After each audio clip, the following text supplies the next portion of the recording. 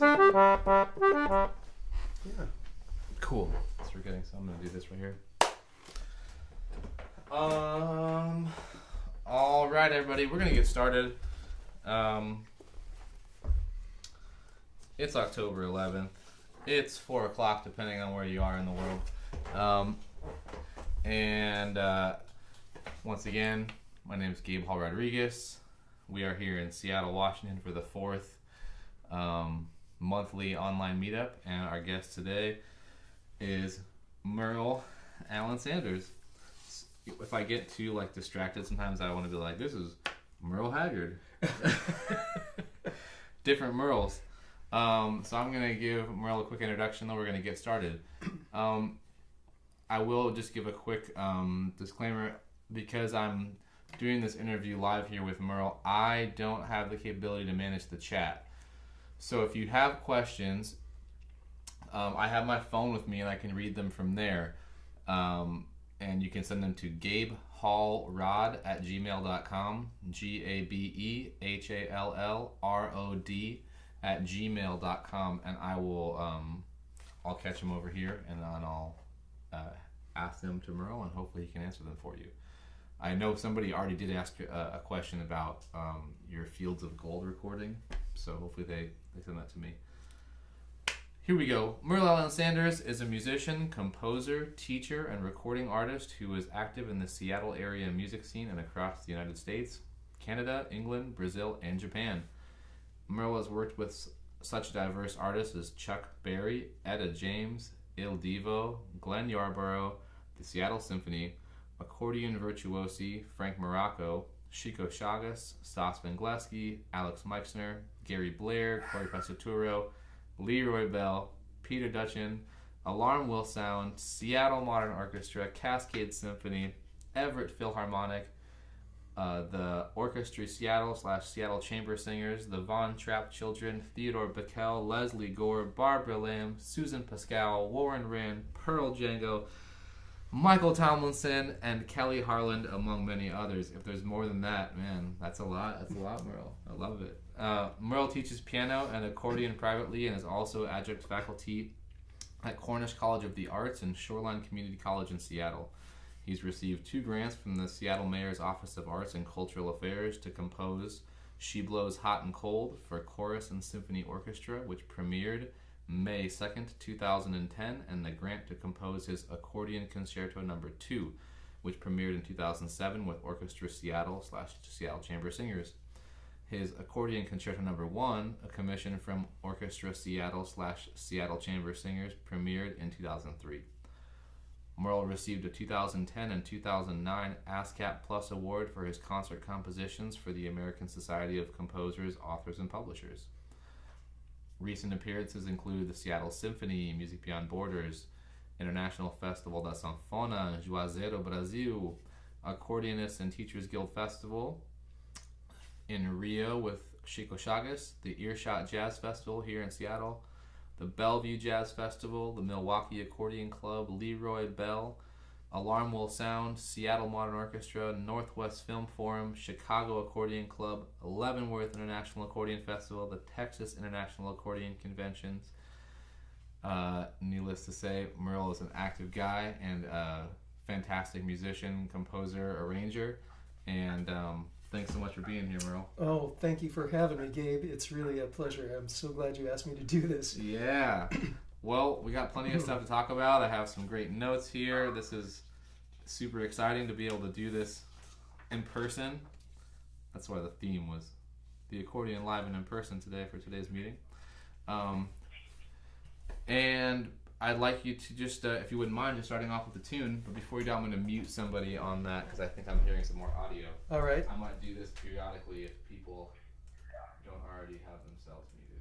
While you're doing that, I just want to say not only thanks to you, but I think it's a wonderful thing that you and Dallas and all the other people from NAAC are doing. I think it's a great thing for involving people from all across the country and the world, actually, probably. So I'm thrilled that this is happening, and I'm thrilled to be part of it, and I'll do anything I can to help you guys out. Thanks, Murl. We certainly appreciate it.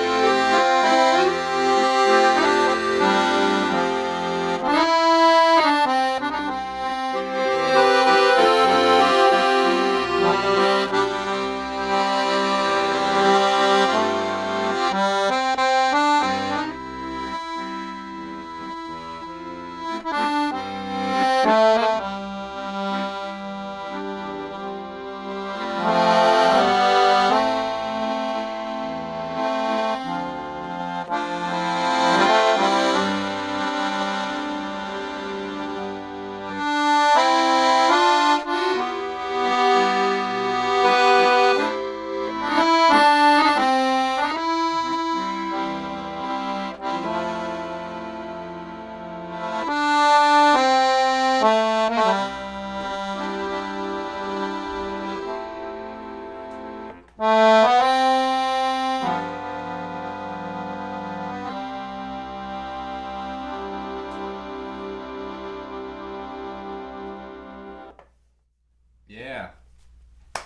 Excellent, Murl. What's the name of that tune? That's called "The Water Is Wide." It's an old folk song, Right. Americana. The water is wide, I cannot go over. Excellent. Okay, so I already have a couple questions. Charlie, you were asking if the volume is a little bit low, but when Murl starts playing, is it still too low, or is it just the talking is low? Let me know in the in the email chat now that we have going on. Ron wants to know, Murl, he says your accordion sounds so beautiful on your recording of Fields of Gold. What instrument were you using? How are the reeds configured, and what switch was it set on? I was using this accordion, which is the Petosa AM 1100 Jazz, and I recall, I'd have to listen again to see exactly, but probably started with clarinet switch, and might have migrated to the violin switch, which has that slight musette that you heard on my first song here.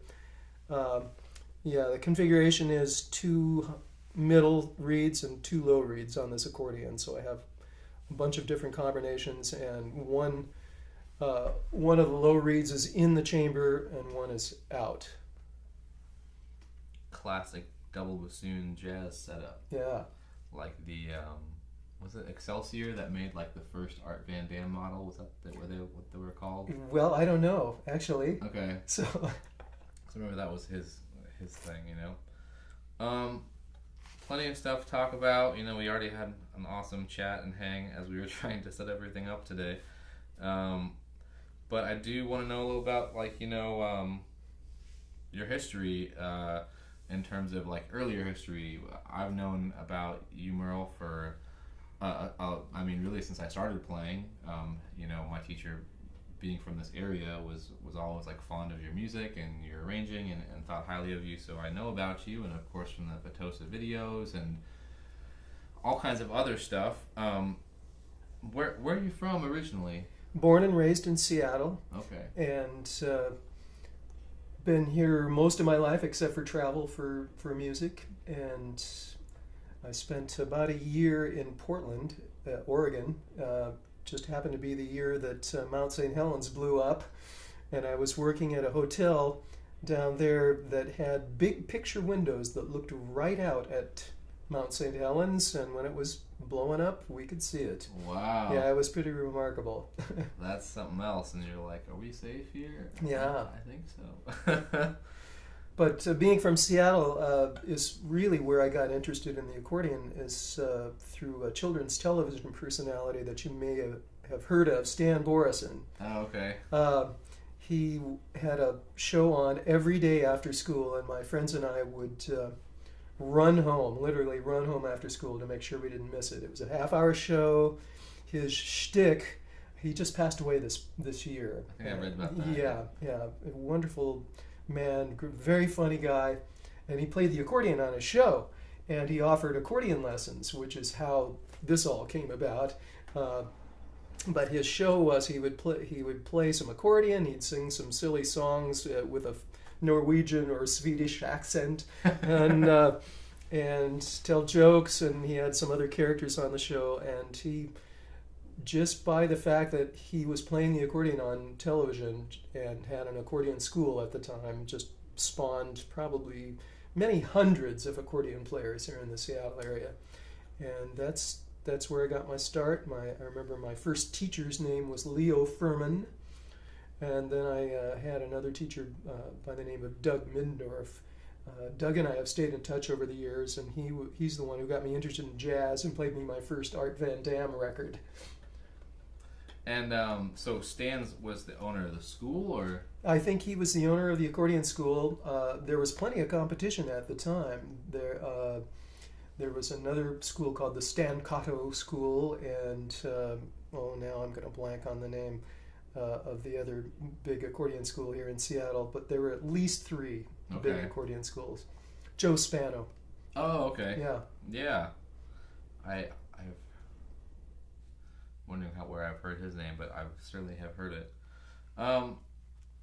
That's great, and I think this is something, a thing that we hear a lot about is like the accordion schools and how this was just is for me growing up when I did, and in Arizona especially, but I think for many people who are 20s and or I'm 30 now, but younger than that, even, that the idea of having an accordion school is like something that is like a days gone by kind of thing, like we don't really see those. And similarly with like the accordion orchestras, when I tell people about accordion orchestras, they're like, what? That's a real thing. And for those of us who know, that was like a big thing, and you had a lot of those, and these schools would have large group performances, yeah, things like that. Yeah, I remember going to the very first accordion orchestras that I participated in through that music school, and there'd be 40 kids playing the accordion, and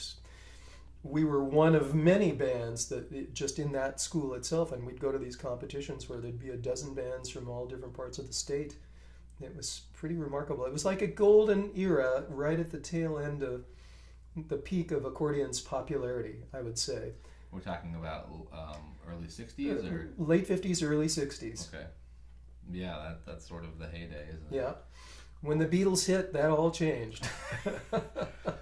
Well, well, I won't talk about Riders in the Sky. They have a great Beatles Pokemania thing, and I don't know if that would help at all, but it might.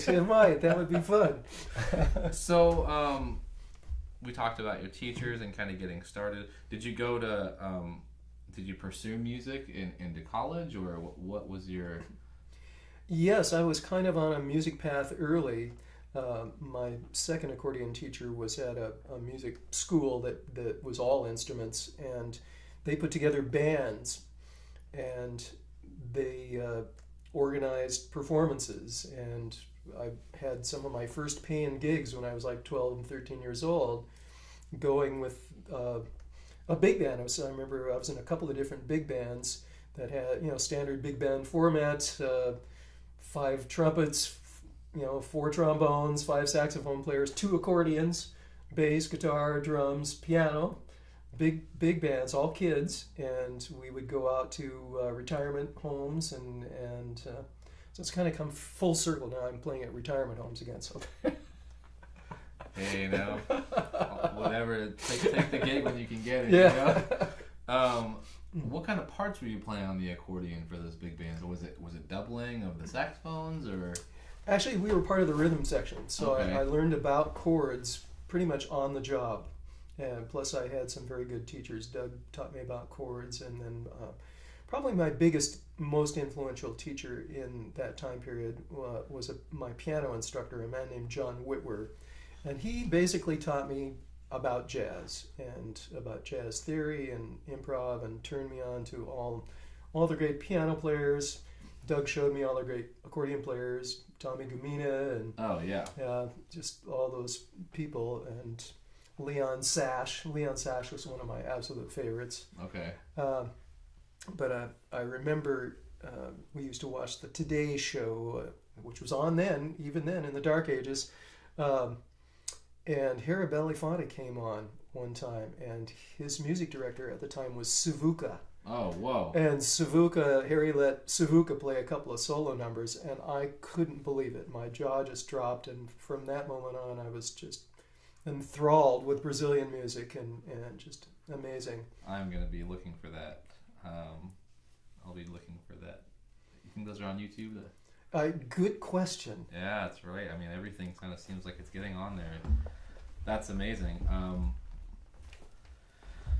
Talked about some of your musical heroes, influences, of course. So, do you know? I'm sure you know Paul Betkin. Yes, I just saw Paul at the ATG in Chicago.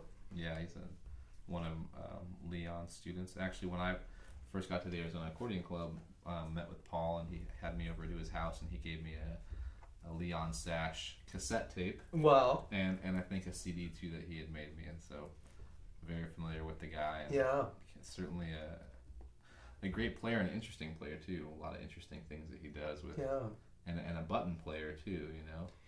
Yeah, well, when you see pictures of his accordion, it's got a keyboard, but it's got 3 layers, so it's probably like just set up like a chromatic accordion. Exactly, and it just kind of looks spiffy. I heard that was a big thing for a while when they were making accordions, that because the piano was so kind of in vogue, and the buttons were like a sort of seem more folky or something. Yeah. They would make it seem a little bit more classy by putting the piano keys on the top row. And Right. I just love all that stuff. Well, let's keep it moving. I'm already like, I have so much stuff to talk about, but would you mind playing another tune? Sure. Yeah. Let's see what we got here. Let's do it. All right. I talked about being in Portland, Oregon. Portland was a great town. This was in the 80s, and my gig got off early, and I could go to any one of a half a dozen or more nightclubs where good bands were playing. And they'd play jazz, and they'd play rock, they'd play everything. But the jazz players there were great. And all of the bands played this one tune, and when I came home, I tried to remember it. So I misremembered it, but it kind of became my own tune now. But it's based on a tune by Jerome Richardson called Groove Merchant. Oh, okay.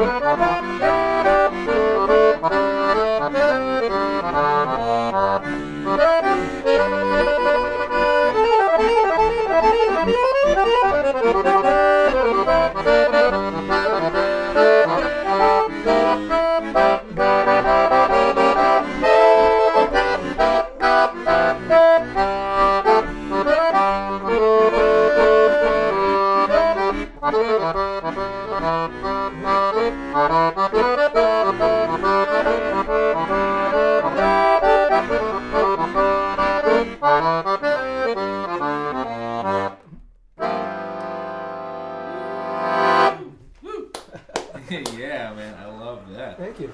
That was a great time. I would love it if everybody just did that. Yeah, that's what I want.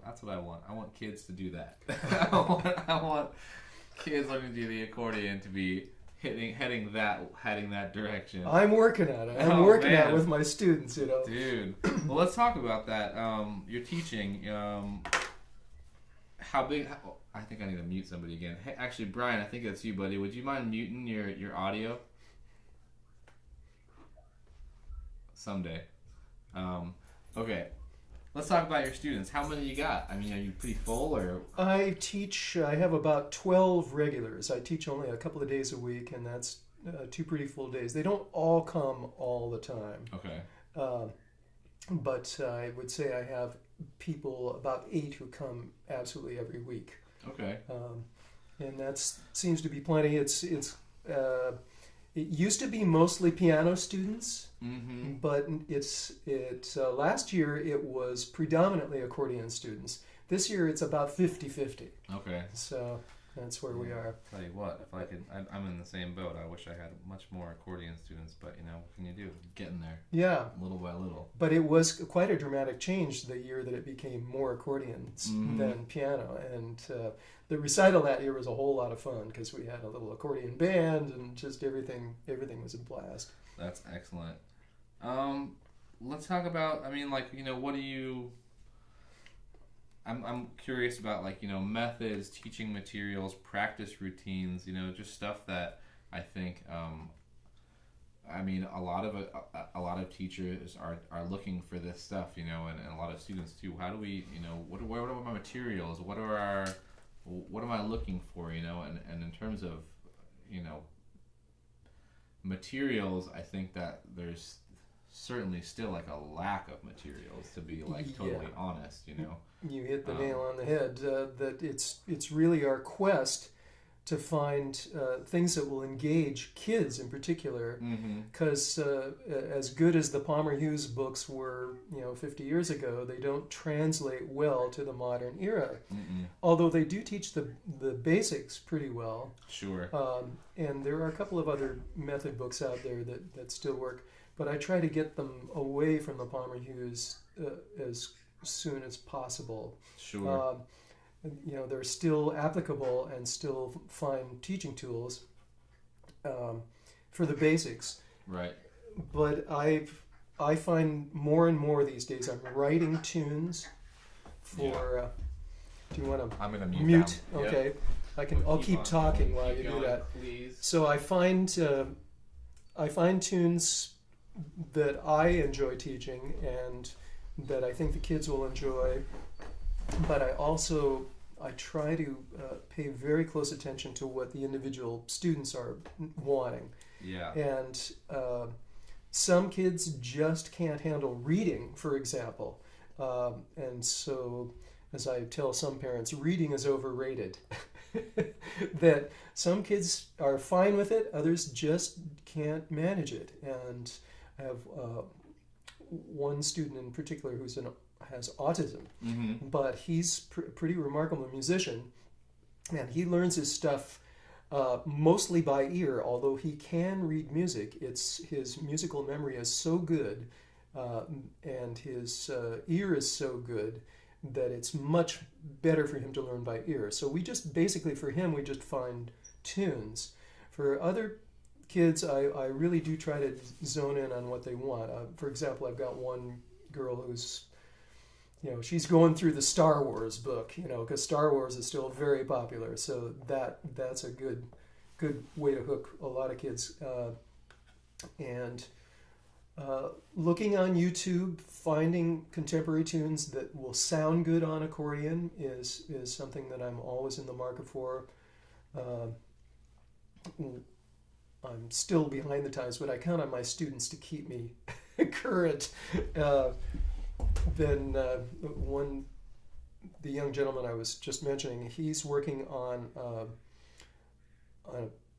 a tune by the Electric Light Orchestra. Oh yeah. Mr. Blue Sky, which is an awesome accordion tune, man. It really works great. I have a student learning that too, and it's I think a lot of it has to do with the movies that are out right now. Yes. Because that movie, absolutely. Guardians of the Galaxy 2 opens up with that. That's tune, what it is. And both of those movies actually I love because they're hilarious movies, and I think they're pretty well written. But also the soundtracks are just fantastic, and it's getting a lot of these younger kids like hearing older tunes they might not hear every day. I mean, you don't hear ELO on the radio too often unless you're listening to some pretty hip radio. Right. So good. That's a good point. That people are looking to the movies for their kids in particular are looking for movie themes that they can play.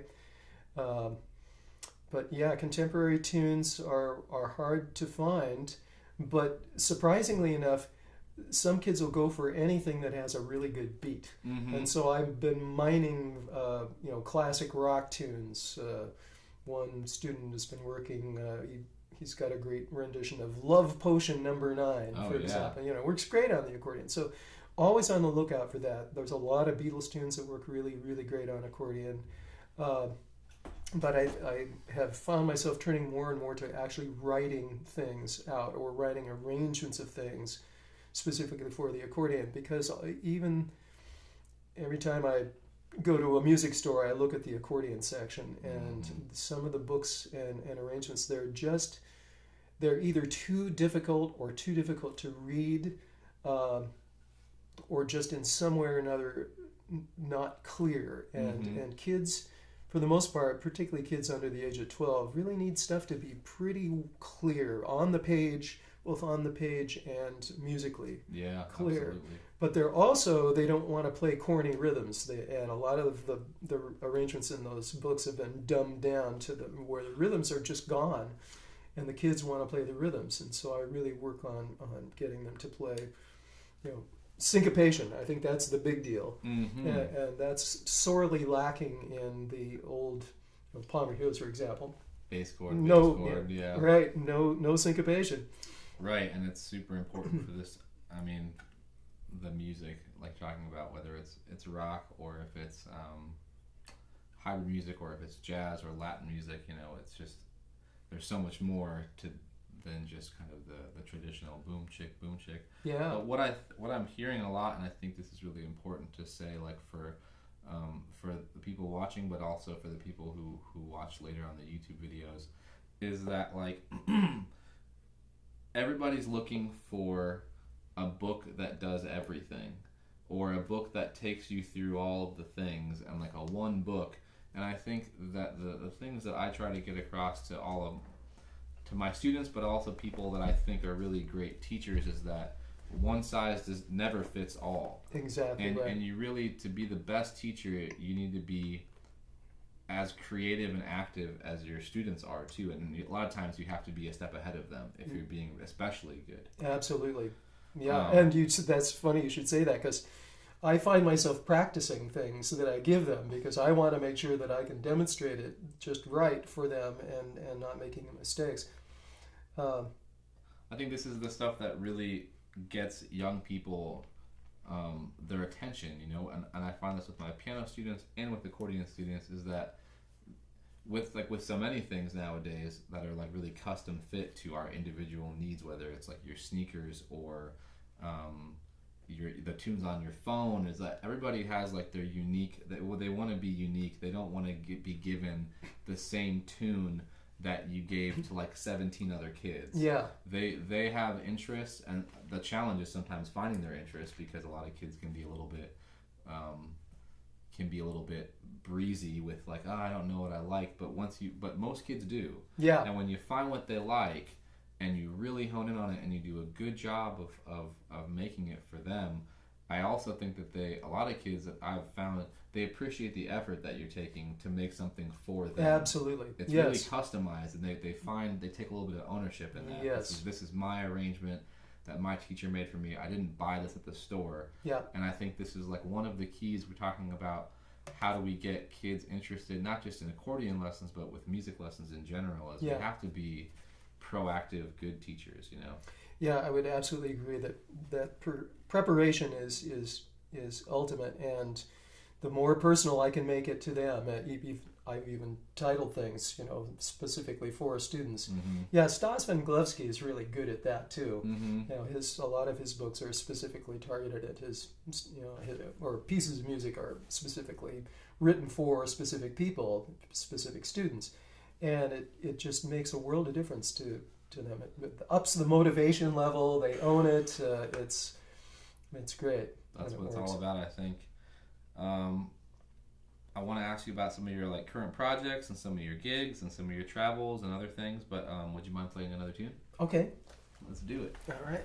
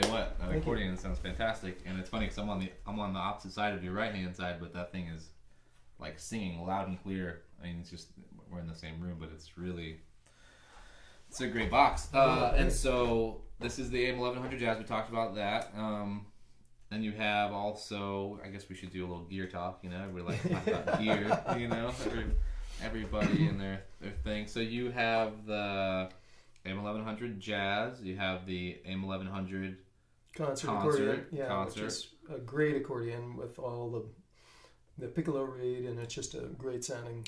4 reeds, or on the right hand side, or there's a 4. Okay. Yeah. Do they make one with 5? Oh, it would be the Polka King or something. Good question, There's that maybe. one. Yeah. And you said you also have the 1200, the which 1200, is the 62. Is that right? 1962. It's a great instrument, and no piccolo reed there either. But it's just got a sweet sound. Just love it. Know all about it. I'm on that same train, man. Anybody who doesn't know out there, AM 1200 between 1955 and 1965, you're going to be in a good place. Yeah. Those things sound great. And then you said, and you have a 4th one that's on loan to a student, right? Yeah, that's actually a Potosa student model. Is it a SM200 or something? SM200 or 300, somewhere around there. It's really a lovely sounding instrument. But the keys are narrow, and I can't play it. I can play it under duress. I know the feeling, yeah. But it just throws me off. I mean, you know the difference between switching from piano to accordion can be problematic sometimes in rapid succession, but going from an accordion to an accordion that has slightly smaller keys is just about impossible. Yeah, you know, there's like a Facebook group, and there was somebody asked a question like, what do you do with when you're going from one accordion to another, you know? And I was like, I don't do I just don't, because, and some people have like, you know, creative answers like, oh, I don't mind playing on the ones with the smaller keys, or you just kind of get used to it. And I'm like, I can't, it's too much. But those SM200s are great accordions. You see them a lot in the shop, and for anybody out there with like a moderate like student, I think that isn't necessarily like a full grown like football playing high school or something. Yeah. They're great accordions, or if you have small hands. But those SM200s are just fantastic instruments for what they are. You know? Yeah, and they absolutely. Sound great. Just because we're talking about gear, I do want to talk about the Murl strap. You know, I don't mean to be plugging your product or anything, but I feel like maybe we should. We're here. We're in Murl's house. If anybody doesn't know, we're at Murl's house, and so we're with the creator of the Murl strap. And you know, I mean, people love this thing. How'd you come up with this? What's the deal? I don't have one yet. I gotta get one. Okay, we can make that happen. We can get you a special deal. It came about because I could never find a backstrap that was comfortable or that gave me the proper support. And I do play standing up a lot. And I would come home with sore back, sore shoulders, sore everything. And the old style hook-on straps just didn't work at all. And got the idea. I saw something similar but smaller at the Las Vegas Accordion Convention way back in 2000, and I thought, that's almost there, but it's not what I need. And it had to be kind of industrial strength, and it had to have a lot of foam padding, and it had to be wide, and I wanted it to be as comfortable as if you were carrying a very well made backpack for backpacking. Because, you know, accordions are heavy, and I wear mine low on my back, and it takes the weight off my shoulders, and I'm gonna just stand up here and show it to the people. All right, Gabe is muting. Yes. So I'm just gonna turn around. I don't know if you can see it against my black shirt, but it's low on my back. And it takes about half the weight of the accordion off my shoulders, and it also stabilizes the instrument. You know, they're not for everybody, and some people just can't get used to them, and other people find it hard to reach behind to undo the strap, and that can be a problem for people with not a lot of strength in the right hand or not a lot of flexibility in their arm. But I would say that 95% of the people that try them, they work. I've had only a couple come back over the years, and basically, when you buy direct from me, money back guarantee. I don't know how it works for Tosa, but it really suited me just right. And I had just one made up for myself, and then I put it on all my accordions. I literally have mine sewn on to my accordion, but on the ones that are sold in the stores, it's just slip on, Velcro on both sides. Oh, okay. Velcro on both sides. Even easier. And so I started wearing it, and people started asking me about it. And Nick Ballerini said, "Hey, you ought to sell those things." And so I took him up on it, and I've got a seamstress here in Seattle who makes them, and they're a boutique item. And I thought, well, if I sell 100 of these, it'll be a miracle. And that was quite a few hundred to go now, which is good. And I'm about to build the Murl Strap building downtown at 30 stories tall. But no, I haven't made a lot of money with it. It's not ever going to be a moneymaker in that sense, but it's a valuable tool for people, and I feel very good that other people are getting benefit from it. Well, in the accordion community, a big thing for many years has always been, like weight and balancing the accordion and how do I play, and so you have a lot of different answers.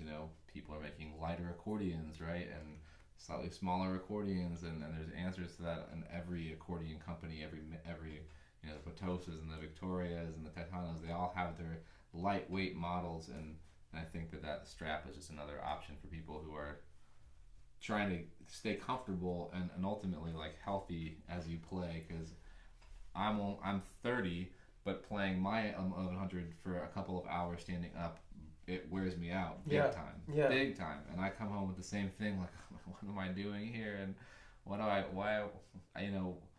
should I get a smaller accordion? But sometimes you just can't compromise for the sound, so you got to get something that's going to make you feel more comfortable. Absolutely. Speaking of feeling more comfortable, I would just feel so comfortable if you would play for us again. Okay, all right. Wow. Let's see. I've been wanting to play this tune. Let's see if I can pull it off. This is a tune that I wrote called Chico's Joy. It hasn't been recorded yet, so we'll see if I can pull it off here.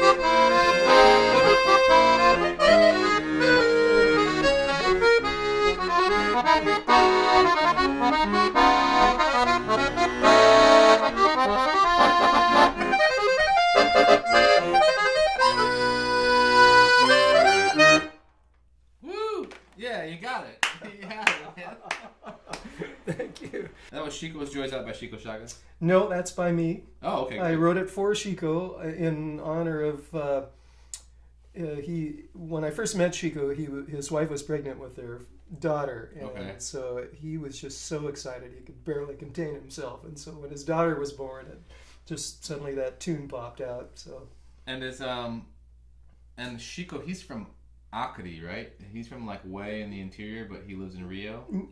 he doesn't live in Rio anymore. He's moved a couple of times now since Rio. I can't tell you the name of the town he's currently in, but he's up in the. Is he in Pernambuco now? I think. Oh, cool. Yeah, I think that's where he is. His wife's family is from Pernambuco, I believe. Oh, cool. That's where I live. Yeah. That's the birthplace of hall. Right. So, although that's debatable, you know. Jamie Mashler and I have some arguments about that, but she thinks it's from Ceará. We don't go there too. Man, I don't know Brazil well enough to to speak with any authority at all. I just love the music. Do you remember the one that you played before that? Just so I can get that on the video later. What was the? Oh, the title of that was "It's New Year." Wonderful, and that's at yours. Yes, also. Awesome. Okay. I want to ask you a couple of.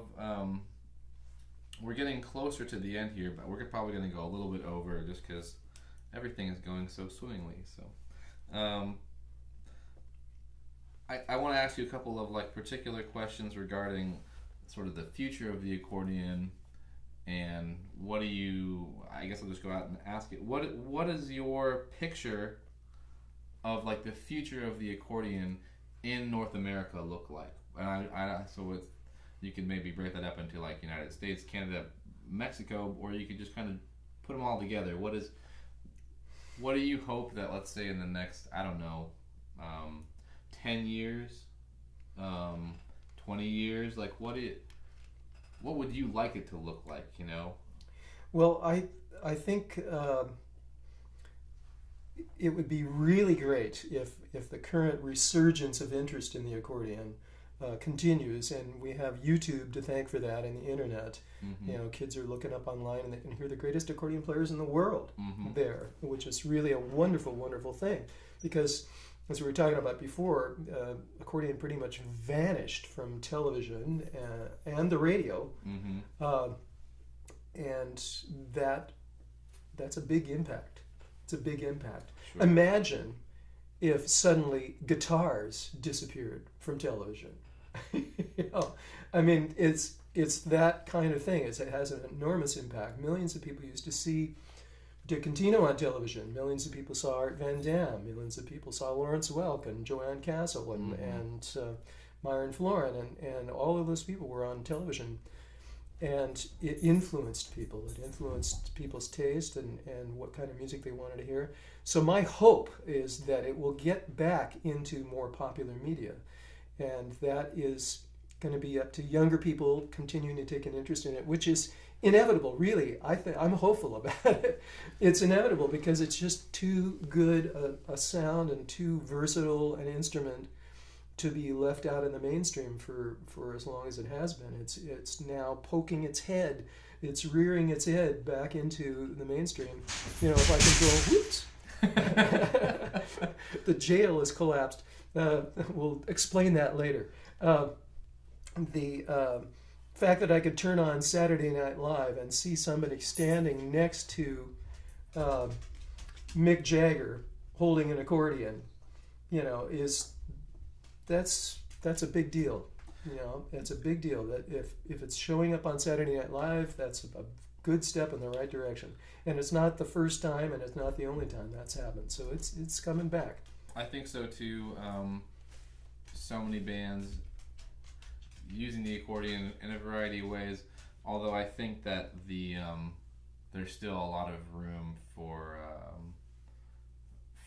improvement in terms of like how the people are using the accordion. You know, we talked about that a little bit earlier about how it's a lot of players that are playing in rock bands are not necessarily accordionists. They're piano players, and I can't say anything about that because I'm also a piano player. Right.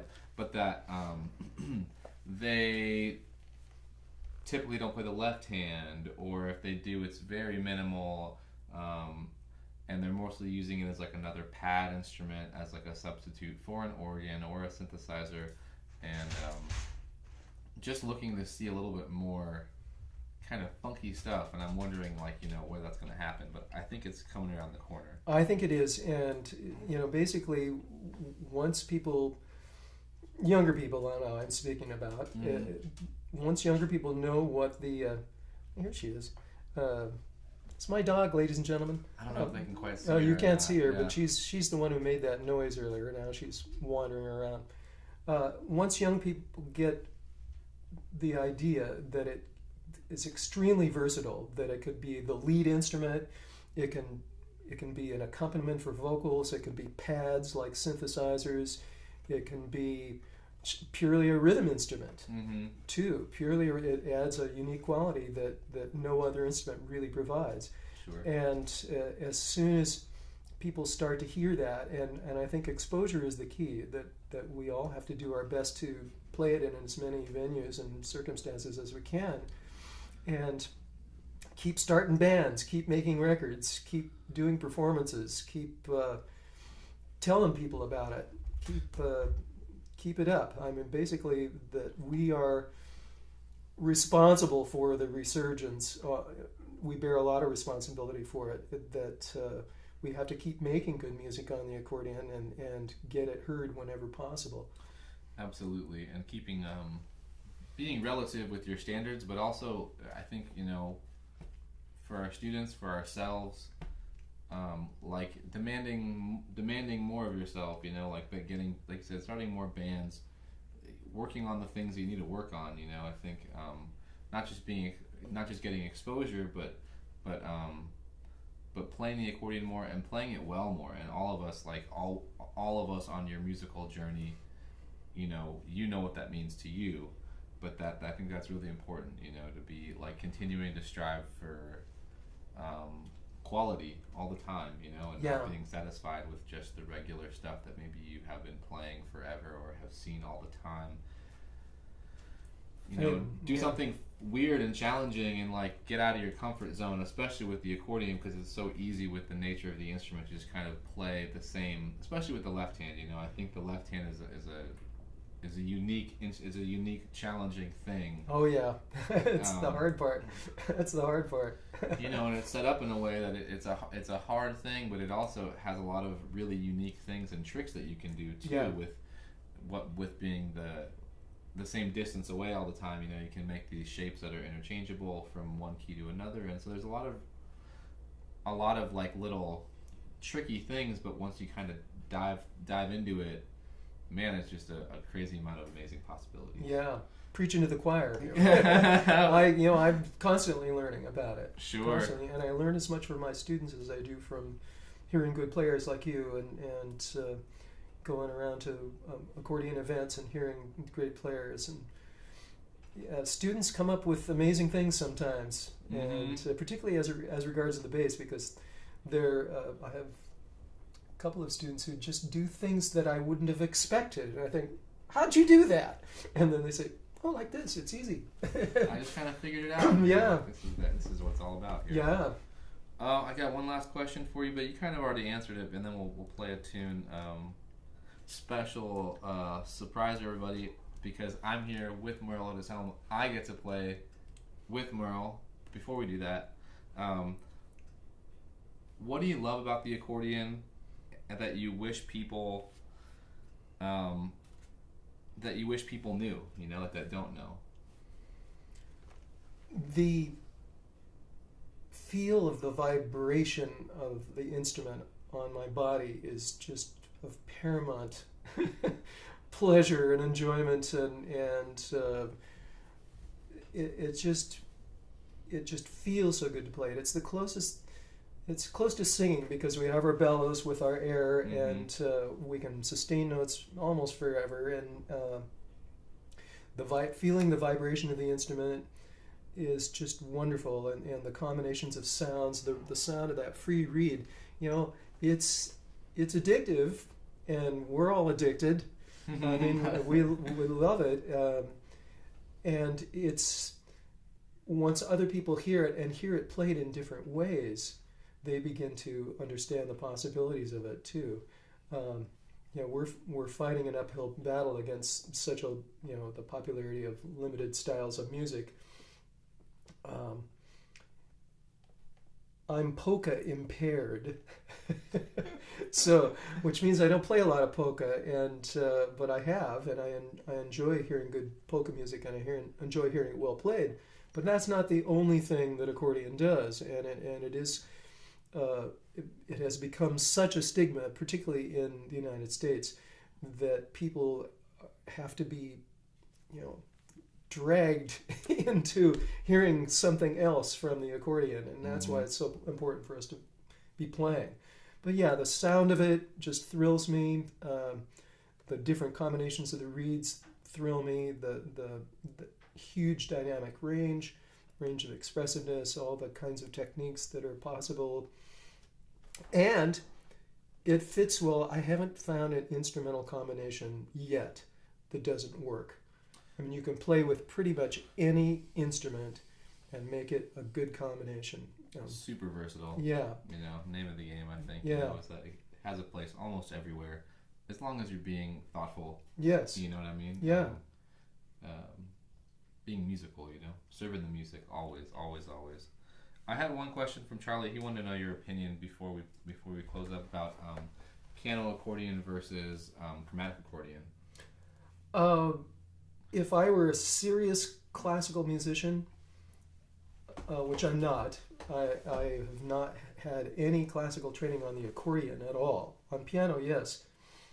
If I were serious about playing classical music on the accordion, I would definitely switch immediately to chromatic. Mm-hmm. Mainly because of the range and the possibility of playing counterpoint. Right. And that would make me make the switch. Other than that, I'm happy with this instrument. I mean, it really. Some people swear that you can play much faster on the chromatic instrument than you can on piano keyboards, but boy, I've heard some pretty fast players. I don't know, I don't have any scientific way of measuring the speed of the notes, but I mean, there's plenty of fast piano players. How about freebass? You messed around at all with the freebass stuff? I have tried it only on one occasion, and it's daunting for somebody who hasn't tried it before. And I might make that a retirement project, learning freebass. Yeah, me too. I don't know, man. But it is certainly exciting, especially if you play piano, it gives you some more options for voicings and stuff like that. Right. And for some particularly great voice leading. And then it's like, well, what system do you use, boy. And then it's like a whole other question. It's like, man, it's a lot. And then now they have this system that's been around a little bit, but I don't know if it's very popular, this Moschino system. Oh yeah, George. I know George and have heard him do the demonstrations. It's been pretty remarkable. Yeah, I know Dallas has one, and he seems to enjoy it, and I'm hopefully going to get one sometime soon and start messing around with that too. But holy moly, there's just too much stuff to do, too much stuff to talk about. Oh my gosh, yes. We're a little bit over 5 o'clock, so I think we're going to play a tune here. And I'm so happy. We'll call it. If you hadn't volunteered it, I would have forced you. Oh, well, look at us. We're like this nice little Potosa, like commercial and everything with our AM 1100s and whatnot. Night and Day? Yeah, I think you should kick it off.